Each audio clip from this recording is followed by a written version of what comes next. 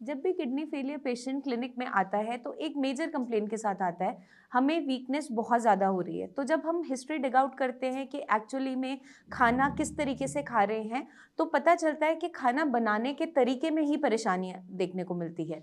Basically क्या कर रहे होते हैं, हर एक फूड आइटम को, हर एक सब्जी को, हर एक दाल को वो लीच कर कर खा रहे होते हैं। लीचिंग का मतलब क्या होता है? तो आइए बात करते हैं हम लीचिंग प्रोसेस के बारे में। किसी भी वेजिटेबल्स में से एक्स्ट्रा पोटेशियम की मात्रा को बाहर निकालने का। फॉर एग्जाम्पल अगर हम आलू की बात करें, आलू वेजिटेबल है जो आपका पोटेशियम एनरिच्ड होता है, पोटेशियम की मात्रा ज़्यादा होती है।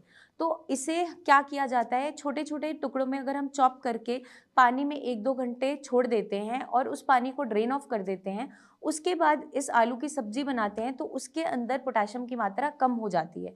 तो लीचिंग प्रोसेस होता है किसी भी वेजिटेबल को छोटे छोटे पीसेस में चॉप करके पानी में छोड़ देना 1 घंटे के लिए कम से कम, और उस पानी को ड्रेन ऑफ करके उस सब्जी को कुक करना। अब इससे होता क्या है, एक्स्ट्रा पोटेशियम की मात्रा तो लीच आउट हो जाती है, बाहर निकल जाती है, बट आपके और भी जितने मिनरल्स हैं वो भी लीच ऑफ हो जाते हैं। तो अगर हम ऐसी वेजिटेबल का यूज़ कर रहे हैं जो लो पोटेशियम है, फॉर एग्जांपल आप गाजर का एग्जांपल ले लीजिए, उसको भी अगर हम लीच करके यूज़ कर रहे हैं तो उसके अंदर पोटेशियम तो बहुत कम मात्रा में था, वो चलिए मान लीजिए निकल भी गया, बट उसके साथ बाकी भी जो विटामिन्स मिनरल्स थे वो भी आपके लीच ऑफ हो जाते हैं। तो आपकी बॉडी में कुछ भी ऐसा नहीं जाता जो आपकी बॉडी को एनर्जी दे। तो हमें क्या ध्यान रखना है, सिर्फ हाई पोटेशियम वेजिटेबल्स को ही लीच करना है। वो भी तब अलाउड होता है अगर एक पेशेंट का पोटेशियम लेवल एक नॉर्मल रेंज के अंदर फॉल कर रहा है। अब हाई पोटेशियम वेजिटेबल्स कौन कौन सी है, आपकी जितनी भी ब्राउन रूटी वेजिटेबल्स है, जैसे कि आलू हो गया, शकरकंदी है, चुकंदर है, जिमीकंद है, ये सारी की सारी आपकी हाई इन पोटेशियम होती है। और जितनी भी आपकी ग्रीन लीफी वेजिटेबल्स है, चाहे पालक है, मेथी है, बथुआ है, सरसों है, जितने भी साग हैं, ये पोटेशियम की मात्रा इन सब के अंदर ज़्यादा होती है। तो इन फूड आइटम्स को कहा जाता है लीच करने के लिए। बाकी जो लो पोटेशियम फूड आइटम्स है, जैसे आपकी जितनी भी बेलों पे सब्जियां लगती है, घिया, तोरी, पेठा, परवल, या आपकी पौधों पे जो सब्जी लग रही है, बैंगन, भिंडी, टमाटर, इनको लीच करने के लिए कभी भी एडवाइस नहीं किया जाता, या कोई भी दालें हैं उनको लीच करने के लिए नहीं कहा जाता। बट पेशेंट अक्सर गलती क्या करता है, जब उसे लीचिंग मेथड पता चलता है तो उसके माइंड में क्या होता है, फटाफट से मैं अपना क्रिएटिनिन डाउन कर लूँ, मेरा पोटेशियम ना बढ़े, इसलिए हर एक फूड आइटम को वो लीच करना स्टार्ट कर देते हैं। उसका साइड इफेक्ट क्या देखने को मिलता है, पेशेंट की बॉडी में बहुत ज़्यादा वीकनेस आनी स्टार्ट हो जाती है। तो अगर आपका पोटेशियम वैल्यू इन चेक रह रहा है, नॉर्मल वैल्यूज होती है पोटेशियम की, होती है 3.5 to 5, एक नॉर्मल रेंज मानी जाती है।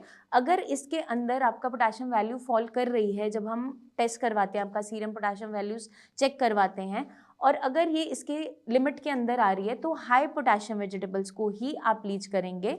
आपकी भूरे रंग की ज़मीन से नीचे लगने वाली सब्जियां हैं या हरी पत्तेदार सब्जियां हैं, उन्हीं को सिर्फ आप लीच करेंगे। अदरवाइज बाकी जितनी भी लो पोटेशियम आइटम्स हैं उनको आप लीच नहीं करेंगे, क्योंकि एक्स्ट्रा लीचिंग प्रोसेस को फॉलो करने से आपकी बॉडी में आयरन है, विटामिन्स है, मिनरल्स है, उनकी भी डेफिशिएंसी स्टार्ट हो जाती है और पेशेंट बहुत ज़्यादा वीक होता चला जाता है, उसका वज़न गिरना स्टार्ट हो जाता है। तो आप ये गलती ना करें। अगर कोई ये गलती फॉलो कर रहा है कॉन्टिन्यूस काफ़ी लंबे समय से, आप भी ऐसी प्रैक्टिस फॉलो कर रहे हैं, तो आज से ही उसे रोक दें।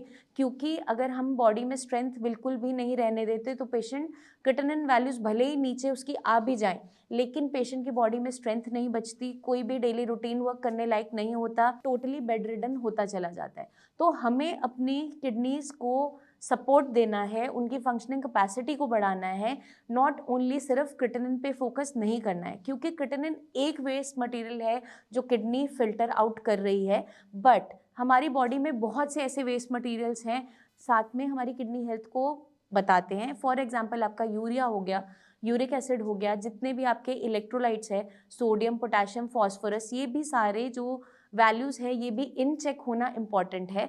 तो सिर्फ आपका फोकस क्रिएटिनिन नहीं रहेगा, क्योंकि सिर्फ क्रिएटिनिन ठीक हो जाने से, कम हो जाने से ऐसा नहीं है कि आपकी किडनीज अच्छे से वर्क कर रही है, उसकी फंक्शनिंग बढ़ी है। वो एक पैरामीटर है जो आपको इंडिकेट करता है कि आपकी किडनीज ने अब फिल्ट्रेशन लेना स्टार्ट कर दिया है। तो हमें पूरे पैरामीटर्स को ध्यान में रखते हुए कुछ भी चीज़ को फॉलो करना है।